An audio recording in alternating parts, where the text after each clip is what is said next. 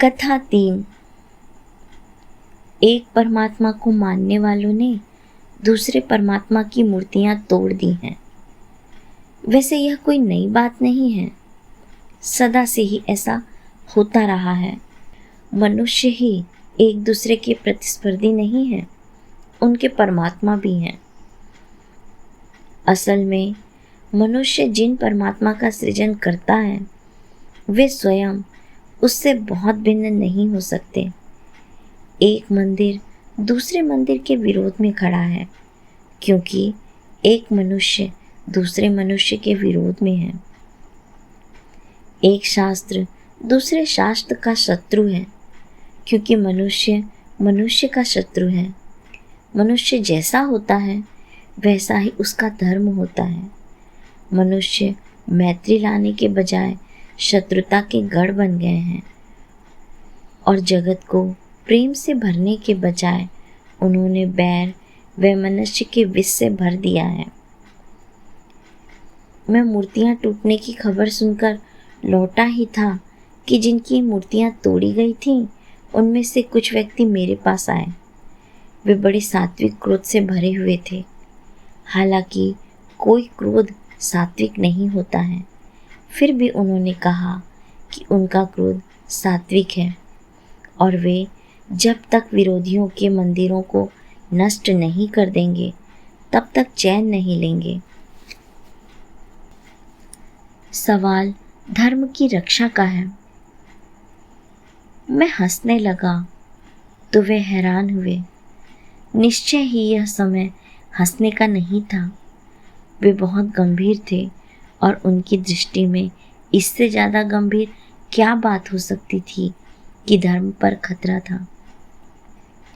मैंने उन मित्रों से पूछा, क्या आप शैतान की भाषा समझते हैं?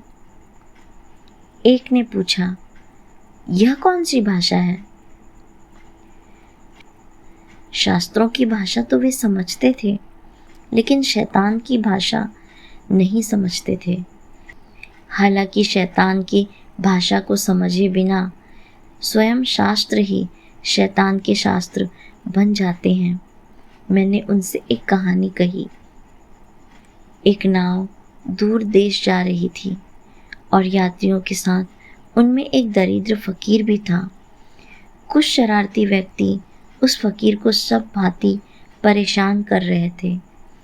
वह जब परमात्मा की रात्रिकालीन प्रार्थना में बैठा तो यह सोचकर कि अब तो वह कुछ भी नहीं कर सकेगा, उन्होंने उसके सिर पर जूते लगाने शुरू कर दिए। वह तो प्रार्थना में था और उसकी आंखों से प्रेम के आंसू बह रहे थे। तभी आकाशवाणी हुई, मेरे प्यारे, तू कहे तो नाव उलट दूं। वे व्यक्ति घबरा गए और यात्री भी घबरा गए। मनोविनोद तो महंगा पड़ रहा था। वे सब उस फकीर के पैरों में गिरकर क्षमा मांगने लगे।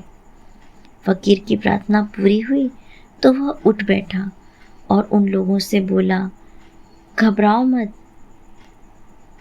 फिर उसने आकाश की ओर मुंह उठाया और कहा, मेरे प्यारे प्रभु, यह तो कैसी शैतान की भाषा बोल रहा है। तो कुछ उलटने की ही लीला करना चाहता है तो इनकी बुद्धि उलट दे। ना उलटने से क्या होगा। फिर आकाश घोषणा हुई, मैं बहुत खुश हूँ, तूने ठीक पहचाना। यह वाणी मेरी नहीं थी। जो शैतान की भाषा को पहचान लेता है वही फिर मेरी भाषा पहचान सकता है।